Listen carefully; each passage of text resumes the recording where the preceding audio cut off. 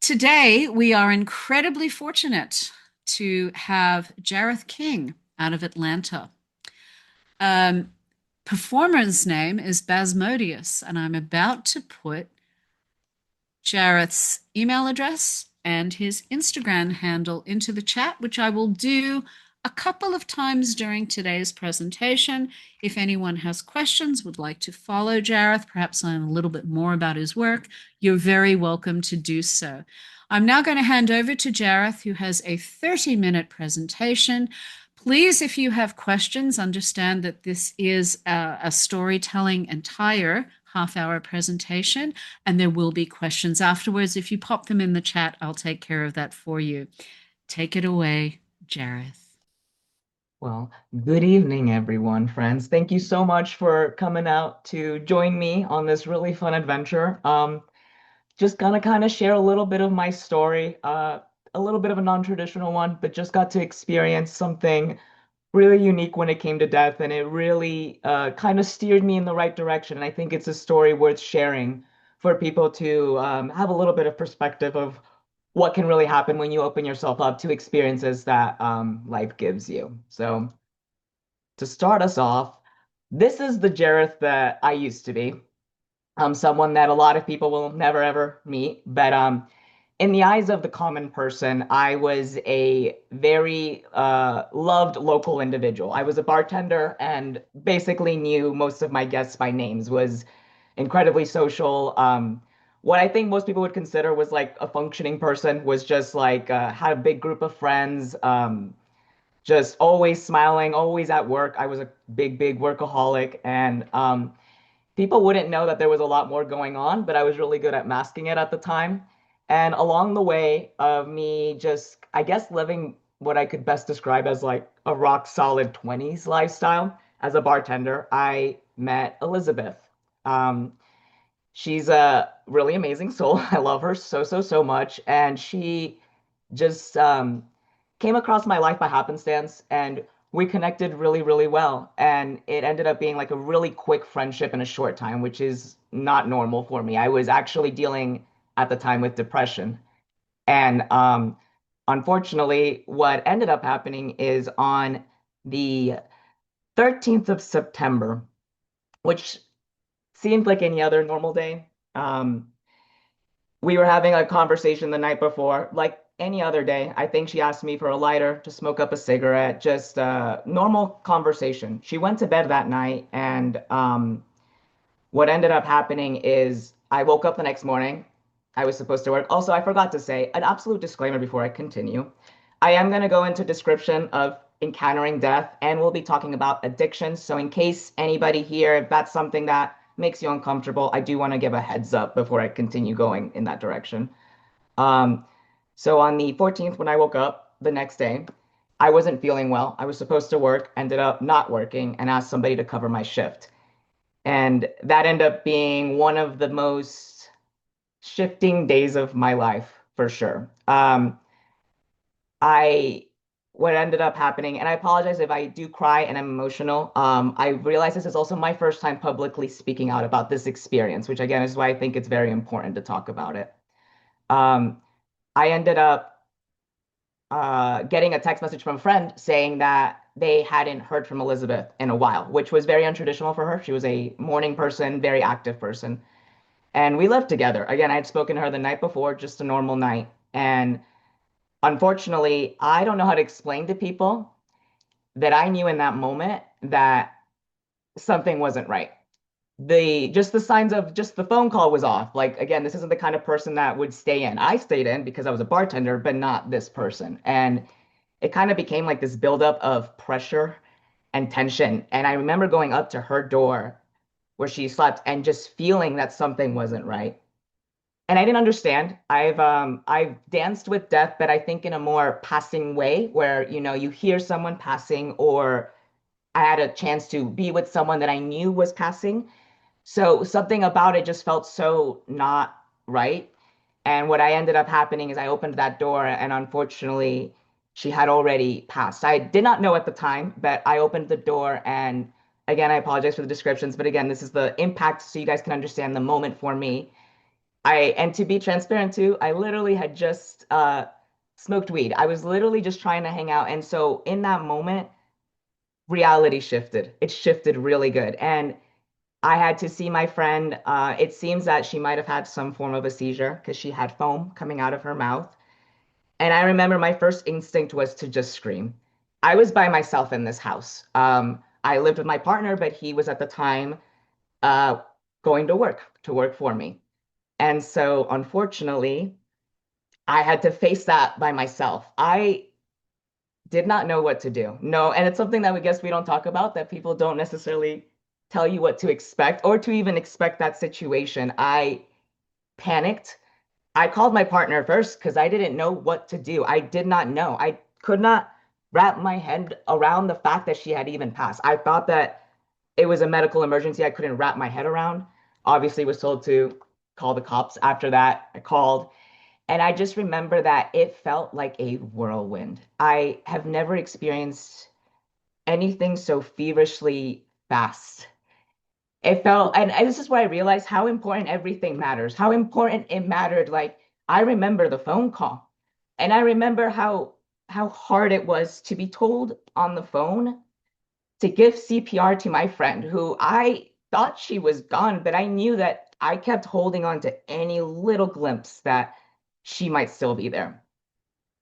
And I remember giving her CPR and feeling her chest had already expanded outward. And I knew it deep inside what that meant, but I promise you guys, I still pumped so hard, so hard, hoping that I could think about laughing with her at the hospital. And mind you, to be completely honest, we were people that made really horrible like harm jokes of that nature. And so in that moment, none of those jokes were funny. In that moment, it all just, I felt such anger thinking it was all these things, and it was very intense. Regardless, it all, as quickly as it came, it happened, is as quickly as it was gone.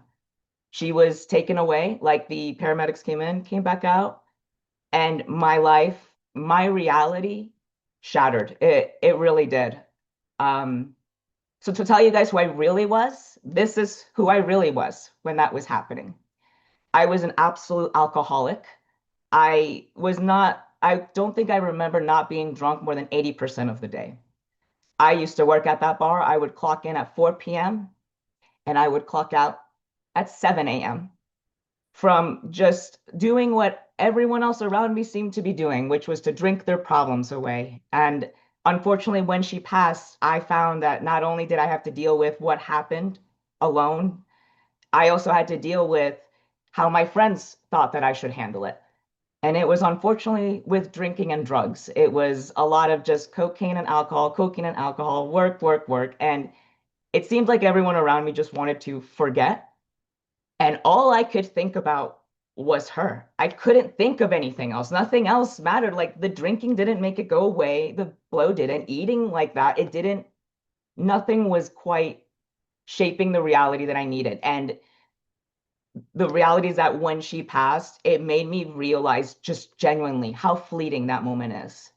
I only knew her for a couple months, and unfortunately, that couple months was everything to me, and it wasn't enough. I'm grateful I did get to see her, but it was one of those things where I realized she was a healthy middle 20 girl. Like we did stuff, but again, not to the extent where suddenly one day she was gone like that. And what sucks is that because I only knew her for so little in this country, it disallowed me from getting any closure. I didn't know her parents. She also didn't have a good relationship that I was aware of personally with her parents. So it disallowed, again, as a friend and a stranger, to get closure. I could only base it off of what I heard, but to be honest, I never got why. And I'm the one that had to say bye to her. I'm the one that has to hold on to that. And it took a very long period of my life to figure that out. I definitely was stuck in it for a minute and was very distracted, as you can see. But it definitely got to a point where I realized again, like, I needed to live, and not every day is a given. She literally was on the step of going to be a flight attendant to go to New York, so many great things. And I saw it pulled from her for, I don't know. And it made me realize that I if I wanted to do stuff with my life, that if I didn't do something that was gonna be me. It was if I didn't fix all of these things that were holding me back. So I decided to have really hard conversations with myself and I left it all. As you can see here, I am here pre-transitioned. I had come out as a trans man there, but spent so much money on drinking and drugs that I did not do anything about it. And this is what I was saying. I realized it was time to get real with myself. So I did it. I ended up leaving the state that I was in. I abandoned my job, my career, everything, and said that enough was enough. And I have nothing left to do but do what I need to do. So, ta-da! So this is new Jareth, who you are seeing in front of you now. And I'll be honest with you guys, this journey is very fresh. This photo to the very left corner was me at my top surgery. My top surgery was January 23rd of this year. To also be completely transparent, the same time that politics were very hot around me. Not just the trans, but I'm also Spanish. And at the time, I would love you guys to just look at that beaming face. Because even when the world was burning around me, I want you guys to know that nothing can take it away. It can't, because I've seen it happen to someone without a choice. And I realized that. I was like, I'm not going to live my life not living my truth when I have the chance to do it. And so I did. In the midst of all of this, I am going hard right now. You can see that first photo to the right was freshly off of my surgery. The photo next to that I took yesterday. And it's been nothing but commitment. That birthday cake photo is literally just a cake I lit for myself because I had done a month of straight running. I went back to university. As someone who's in his 30s, I didn't think I would ever go back to school.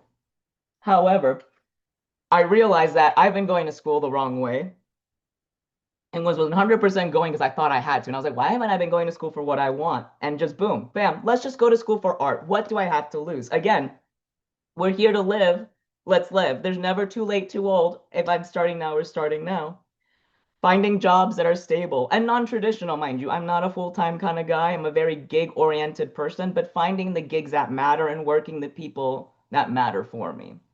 To the right, that is a photo of the first day that I cleared removing my top surgery. And what I did is I went out with my partner to go see Rocky Horror Picture Show. That was what I did to celebrate that day. And it was astronomical. I made deep connections, met some very, very special people, and just found myself being so authentically me, unafraidedly me. And mind you, again, in a world where I am being whispered all around me that I should be afraid to be me right now. But I realize at the end of the day, it's up to me to decide how I handle that. And that's what's been turning me around more. I've been focusing on nothing but the healing. So while this has been a lot of my fun physical healing, it hasn't stopped there. Oh, I did forget to mention, I am also California sober. It is now going to be 11 months. On that January date when I started to do getting sober for the surgery, I decided when I got back, I was like, you know what? I'm done. I was like, the cocaine was easy to drop off when I moved states and said, I'm never going to seek that out again. But the drinking still had a hold on me. It's hard. And I, in my blood, had addictive personalities. And everyone handles it differently. I just knew that for me, there was no in between. I tried to think that I had a good relationship with my drinking, but I was like, no, I literally just take it to the next level and drink for the absolute wrong reasons. And it was really hard at first. But now being California sober for 11 months, I have literally never been healthier in my life. I just feel like a whole new person. I feel so much more present and aware. And it's easy to not drink when you're living your reality. And that's what I've been doing. Now that I live what I claim to be mine, I don't need to. I don't. And I'm also not uncomfortable with people doing it around me. It's all beautiful. Like it's great to find that sense of healing. And it segues me over to my spiritual healing. So, on top of the physical healing, I also started to reach out to more of my spiritual side. I have native blood from Colombia. I wish I knew which tribe, but unfortunately, that information is long lost on my side. But definitely have a bigger connection to spirituality on my side. And ever since the top surgery, I had a really special experience with a friend of mine who gave me a mediated MDMA trip. And in that trip, I actually finally met Elizabeth for the first time. And I won't go into details because it was a long trip, but it was a beautiful, beautiful experience. And since that moment, I have never lost that connection with her. I see her everywhere. I feel her everywhere. And to give a bit of a perspective of how, like, now I'm open to her messages, whether it's through cards or in life. But to give a perspective of how she's here for me in ways that I can never understand. There was a period in my time where I was contemplating doing a full-time job, something that would have honestly taken me away from what I really want to do, which is perform. But I kept thinking, got to get the big boy job, right? Did a couple weeks of training and definitely felt like it was a lot. And one of the days I was so overwhelmed going into training that I just broke down crying. And something within me told me that I needed to go to the graveyard. At the time, I had been going to graveyards to connect with people, anyone. I literally just walk around and blast music in my ear and just open myself. That's it. Sometimes I'll notice, see things and feel things within me, and I receive and I let go. It's a very just a way that I've been honing my spirituality. And when I went to the graveyard that specific day, when I called out of work and was sobbing, not knowing what to do, I stopped in front of a grave that had Elizabeth's name on it, which I was like, wow. And for some reason, it made me think about her. And it became this rabbit hole where I was like, I looked up her socials and I was just curious and curious. And I realized that I never even looked up where she was buried. I look it up and I cannot believe it, but she was an hour away from me. I didn't know. Again, I've only known her for a few months, but I did not know that she lived an hour. I have moved up north closer to where she's at.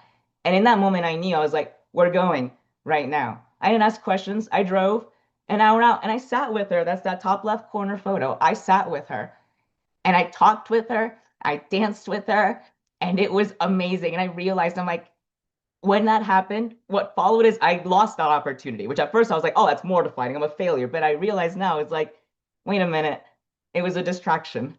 And if I listen to her, she has my back when it comes to performing. So it's just been insane that all of this has tied together with me owning my nature, meeting people that I love, being with my partner, just all of it has been nothing but a lot of love. And it's only been possible because I've had her along with me and I'm open to what her signs are. I don't have verbiage for the spirituality of what that means. I just know that I follow my gut and that she's part of the people who are helping me get there. And so, with all of this combined, it's just been a lot of work for me to work on myself. And so, this is what she helped me focus on. This is what I want to do. This is Bas.t.modeus. This is the very left corner. You guys can see that was my first show ever. That vest did not come off of me. I was so scared. All I was doing was picking up clothes, by the way. That's all I was doing. And I was horrified, horrified. I'm like, someone's gonna notice. Oh my gosh, what is this? What is that? The right and the bottom are literally me now, where you almost could not tell that those are the same person. But it was one of those experiences where putting myself out there in that space has just been so awakening. And every time I'm out there, I see her. Me and her, we used to talk a lot about drag. She was a big, big drag fan, drag race fan. And something she always told me, she said, never forget to embrace the femme because as a trans man, I struggled with it a lot. And she told me, she's like, embrace the femme. There's beautiful in femininity. So when she passed, that's what I got tattooed on my arm is embrace the femme.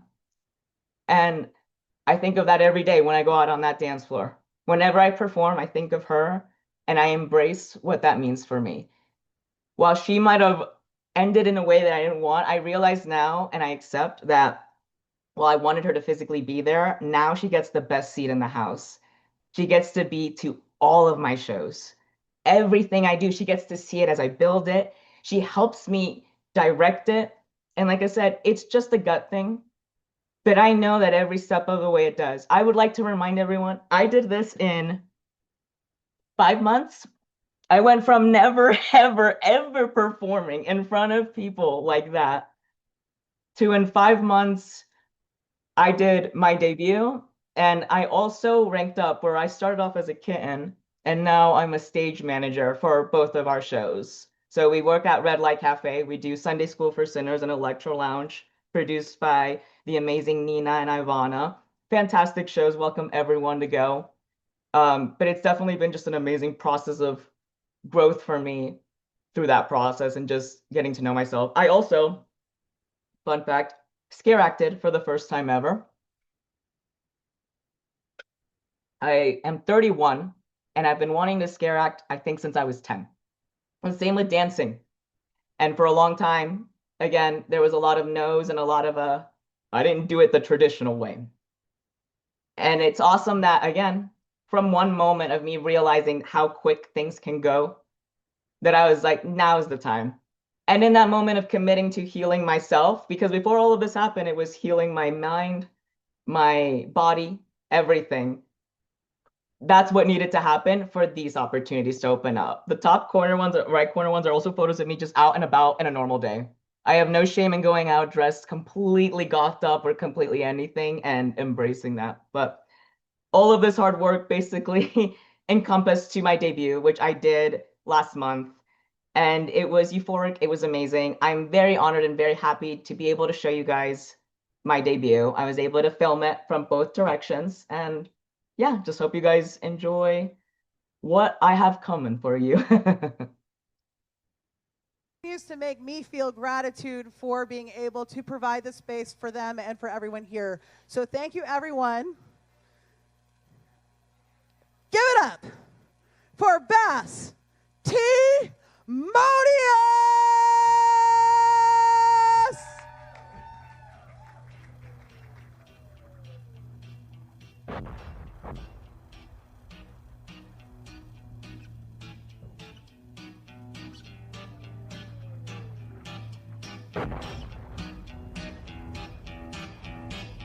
Mama, we all go to hell. Mama, we all go to hell. I'm writing this letter and wishing you well. Mama, we all go to hell. Oh, well, now, Mama, we're all gonna die. Mama, we're all gonna die. Stop asking me questions. I'd hate to see you cry. Mama, we're all gonna die. When we go, don't blame us, yeah. We let the fire just fade us, yeah. You made us so famous. We'll never let you go. When you go, don't return to me, my love. Mama, we're all full of lies. Mama, we're meant for the flies. And right now they're building a coffin your size. Mama, we're all full of lies. Well, mother was the one to my legs and to my tongue. You should have raised that baby girl. I should have been a better son. If you could count on the infection, naked, amputated ones, you should have been. I could have been a better son. And when we go, don't blame us, yeah. We let the fire just fade us, yeah. You made us so famous. We'll never let you go. She said you ain't no son of mine. For what you done there, can't find a place for you and just your mind, your manners when you go. And when you go, don't return to me, my love. That's right. Mama, we are gonna hell. Mama, we are gonna hell. It's really quite pleasant, except for the smell. Mama, we are gonna And the winner of the 2024 presidential race is Republican woman Why naked do you in want to drag feel in order to it? want true gender. You're only I used pretending to to be a continue boy before so you can looking see pure sex women naked in closets. You're not real. You're only doing this for attention. If I You're was not a you're real an abomination. You're not a real You're just a boy in just a white dress. You're too You're pretty. not a real boy. It's just a phase. You'll grow out. You're just a furry dress. And if you would call me your sweetheart, I'd maybe then sing you a song. But the shit that I've done with this record, you would cry out to rise alone. With time after all, through fortune and blame we fall. And if you can say that, I'll show you the way to return from the ashes you fall. We all carry on. We're brothers in arms, we're brothers in arms. So raise your glass high for tomorrow. We gotta return from the ashes you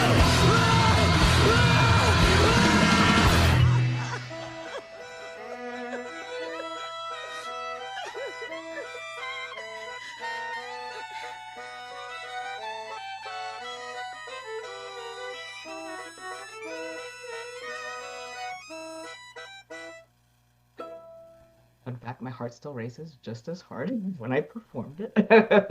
It's still racing. This was the best moment of my life, guys. I did it. Like I did it. I worked really, really hard and I did it. And I did it with her help. And I'm really proud to say that I did. It wasn't just me. I had a lot of amazing, amazing help. Um, and yeah, just really want to say in memory of Elizabeth Morris, who reminds us every day to embrace the femme because you get to make cool art like I do. And it's only the beginning.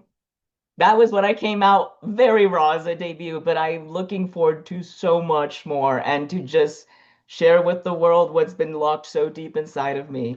Regardless if people like it or not, I'm just going to be very lovingly me and very respectfully me. And I know that I will keep finding the spaces that will appreciate and love that. So thank you guys so much for listening to part of my story. I really, really appreciate it. And I'm very overwhelmed but excited to start this chapter in my life. It's the season I've been waiting for sure. Jarrah, thank you very, very much for such an incredible presentation full of honesty and humor and authenticity. Could I just ask if you wouldn't mind? I don't want to make Elizabeth go away, but if you could stop sharing your screen so we could actually have a bit of a Q&A with you, if that's okay. Thank you, Absolutely. Elizabeth.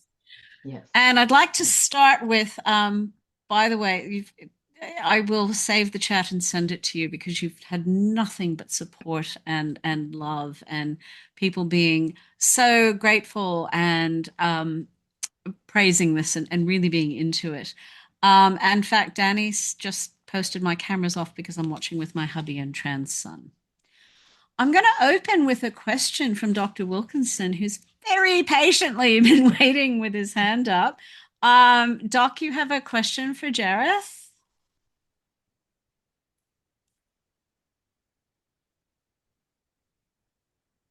You need to unmute, my dear. You need to turn, there we go. It's not a question. I am just in tears here, and I just wanted to let you know I'm so proud of you and for you. You are such an inspiration. Oh my God. Yeah, yeah, I am so honored to meet you. So thank you. You were very brave in coming out. You said this is and doing this. This is the first time that you've done like a public presentation. Yeah, I've never done a Zoom meeting, none of this. Literally, I was like, have you done this before? I'm like, Oh, no. wow, I'm gonna have to go cry for a minute. So I just, I would love to see a show. I don't know if you can tell us where you are or how we can do that, or if it's on YouTube. How do we watch you? Yeah, so I right now I just have the Instagram and my email, but I am gonna make a YouTube where I'm gonna be posting this to start off. And that's where I'll be posting Okay. some of my numbers. Right now, I'm primarily in Georgia, but I do look for just, again, where my gut takes me is where I go. So I follow the opportunities as they come. Okay. Hi. Thank you Thank you so for this. much. My heart is so full. It really is. Thank you. Oh, wow. Mine too. You have inspired me. It was something you said, it's like you can start doing something different, like at any age. And, I'm older and I'm always looking for things to learn about and study and become. And wow, you are just so motivating. So, for somebody older, thank you for your inspiration. I wrote on there that my soul needed to hear this. So thank you. Yay, You're thank you. great. Fantastic. Um, I would like all of you to join. Thank you, Dr. Wilkinson. I'd like all of you to join me in really big upping Jareth for such an extraordinary, extraordinary performance, um, extraordinary honesty. And I work a lot with people in grief. And in fact, a very, very, very dear um, couple that live quite close to us, uh, he actually died in the car, and his wife dragged him out of the car and did CPR, and two nurses stopped, and he is a medical miracle because he lived. I myself have also had the news on the phone that a friend died unexpectedly. By the way, foaming around the mouth, Jareth, if it's helpful, generally indicates heart. Okay. There may have been an underlying heart condition that maybe Elizabeth herself didn't even know about. Yeah. Sometimes things happen really unexpectedly. Um, we do have, I just need to check my schedule because I'm just doing so much moderation that I need to be sure that I'm sticking to time. Can I get, where's my other thing here? Why is it not, it's not coming up. Um, did we have until 2:30 or 1:45? By the way, Emma Boddington Stubbs has written, thank you, Jareth. In Australia, we would call you a bloody legend. Sending you sending you much love and best Thank you guys so wishes for much. your new adventures. And we're all looking forward to seeing more of you. I'm just a little bit concerned about our time frame. So why is it not coming up on my screen? There we go. Right. We have until, oh no, we have another 15 minutes. We are okay. Fabulous. I don't want to cut Maria Lessie off. So, Jareth, my question to you is, how do you feel now? That was a big story. That was a big presentation, and you managed it in 28 minutes. I did. Yeah. And we thought I was going to Oh, go too well, long. well done, young man. I'm very excitable to be here. You can tell. But yeah, I'm just so excited to go forward. This is the beginning. Oh, I do want to bring up, I was supposed to perform at Death Cabaret, which is one of the day three lifting the lid that's going to be showing. Unfortunately, in the video, I don't know if you guys noticed, I had a moment where I did not get back up. I did have a small injury. I'm okay. Just my knee gave out. And so we're here for the long game. I'm not here for the short one. So I was like, okay, let's just take it easy before going back in and we just we learn. This is expected of me doing anything the first time is to learn from the mistakes. I will be though at Death Cabaret and I will be a peer facilitator. So I'm really excited. We didn't talk about it because it wasn't part of my presentation, but I actually one of my big hyperfixations is death. I love learning anything and all things about it. And so I'm very excited to be part of Death Cabaret, to be able to be a facility, to be able to be there for people, whether it's the performers or the guests. Very, very excited to re-meet probably some of you guys there. I'll probably be at the panel and talking more about some of my other experiences too. But definitely, I'm just really excited to see what the world has to offer. Like I said, even again in the midst of what's happening, I'm just trying to be smart, but I got to keep talking because we can only cure ignorance and fear with just being. And that's all I'm trying to do. I'm not here trying to tell people how to think or believe. I'm just being. And I'm realizing that that's giving a lot more opportunity for people to learn and connect and get to understand what a trans experience can be. A trans experience. Because I always say, I'm like, I don't speak for all of us, I speak for me. But I speak for the true expression of what it is to be happy respectfully for yourself and others. So I'm just really excited to see where this is. I didn't think I'd be here. I was one of those where I thought I would always have to find an excuse to chase my dreams. So now that I'm here, it's like you really kind of have to wake yourself up. And I'm just grateful. Every day I treat as if it's my last. I just treat it to the max, and I'm excited to perform in ways that people don't think traditionally. I think it's something that we as humanity need to see is more vulnerability, more uniqueness, and unafraid of this. I don't care if my things don't look like others. There was holes in my dress. It's okay because I'm like, we're learning. It's okay, and I want to create more space in our artistry in our world where that's embraced for people of all kinds, like just being yourself and creating. So, yeah.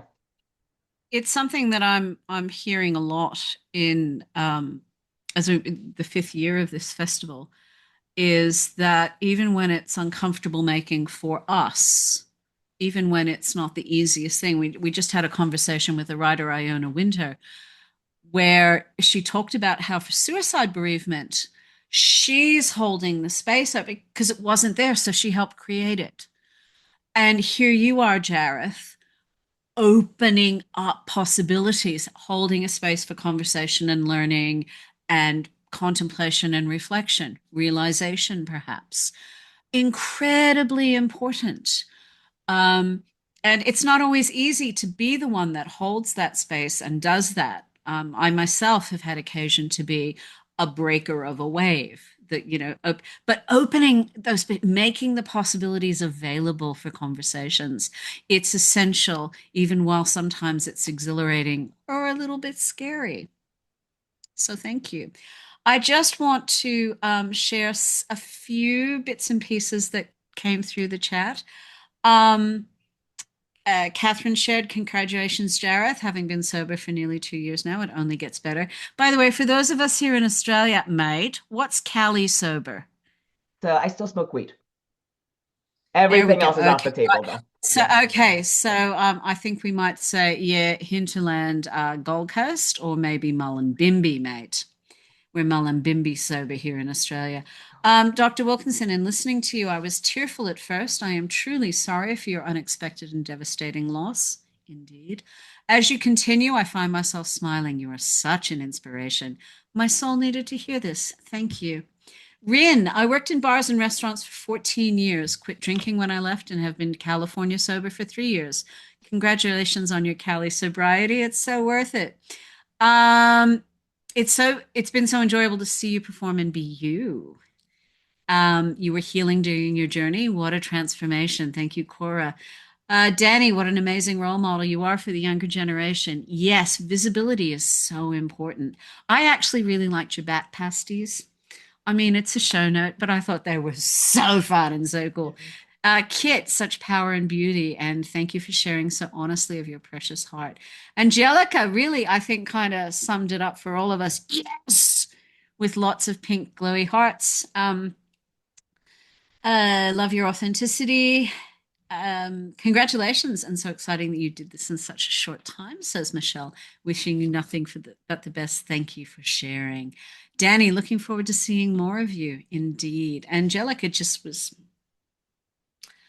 and it's so good. We'd call you a bloody legend. Said I have to say that again because, represent Australia. Angelica, I'm happy to be a part of your life and get to see you become your truest self. What a badass. Thank you.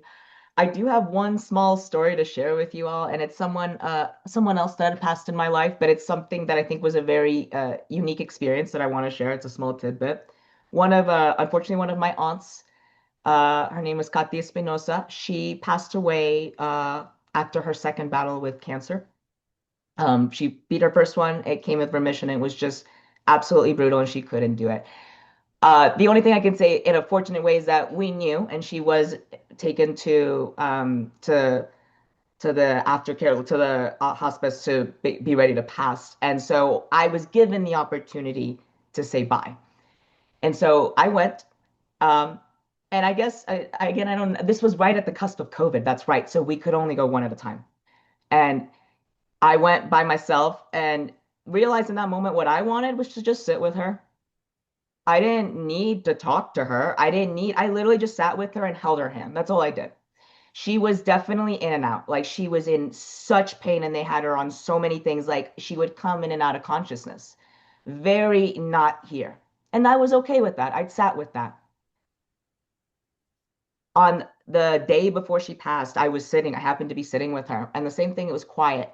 The weirdest thing happened where out of nowhere, she suddenly came to and Mm-hmm. she grabbed me by the hand. And I'm not joking, it freaked me out because I was like, whoa. And she looked me straight in the eyes and she said to me, she's like, I want you to know that we know that you're trying your best. And all we have to say to you is please just start loving yourself. And I want you guys to know that it gave me goosebumps because my family, of all people, had zero idea about my mental health. I was not sharing with them at all that I was struggling with any form of self-love, nothing like that. I really was a very separate person with them. She would have never known that. And I knew when I was talking to her, I was like, that didn't feel like it was as quick as she said it, she swift back into just in and out. It felt like for a moment I got a direct message from afterwards of just that. And it is interesting how it ties into what happened. All of this presentation was essentially that. It was me committing to loving myself first. And it's crazy how, again, all of that piled together. Again, death is what gifted me life.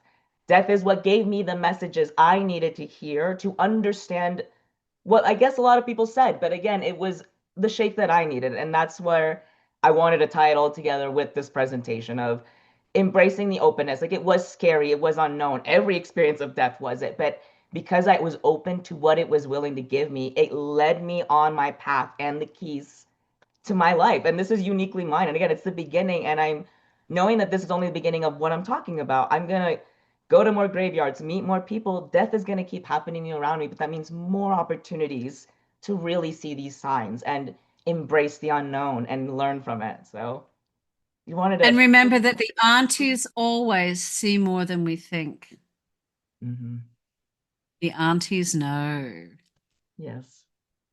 I'm married to an electrician, and I love understanding that in order for us to complete the work of dying, we need to use up all our resources, including our brain electricity. So the very fact that you witnessed, it's more common than is talked about, the lucidity at the end, and you got that, and she was there for you in that moment. I love that for you. My heart is so full that you had that experience, and thank you for sharing that. You've been so generous with your experiences and with your honesty and with your perspective. Um, it really is a privilege to be able to share that and hold that and witness that with you. So I'm sure I speak for everyone. By the way, Michelle is saying she knew you. She knew, and you got a glimpse as she was between worlds. Very special experience. Yes. So everyone, that's our time today. I'm sure I speak for all of us when I say thank you, Jareth. Thank you. You are, mate, you are a bloody legend. Thank And it's been a privilege to be your moderator. There's another, I'm going away as moderator. Somebody else is going to be coming in. Maria Lessie, I think, is next. We've got yet another powerhouse and fabulous production. I'd like to remind you all that Lifting the Lid is entirely volunteer run. To support future festivals, I'm going to pop something into the chat for you now. And you can buy merch. You can have your own Lifting the Lid swag. And you can also contribute to the GoFundMe if you are financially comfortable and feel that that is a good thing for you to do. And that's how we are able to keep this incredible international festival growing and rolling every year. Bye, Cora. Thanks very much. I'm also going to just pop back in again with Jareth's information. YouTube channel in the works, but you can follow on Instagram. And of course, any notification about a YouTube channel will be on his Insta account. There's also, if you enjoy a little light cyber stalking at a distance, there's an email address. Thank you, Jareth. I look forward to the Red Light Cabaret. I'm moderating, FYI. And also, I look forward to just seeing what else in terms of power and joy and authenticity you can hold up to the world. Keep going. You're extraordinary. Thank you, vulnerable, amazing, and brilliant, says Carrie. I'm going to pop everybody in the waiting room. Thank you, Jareth. If you could stop recording for us, please. I am going to save your chat.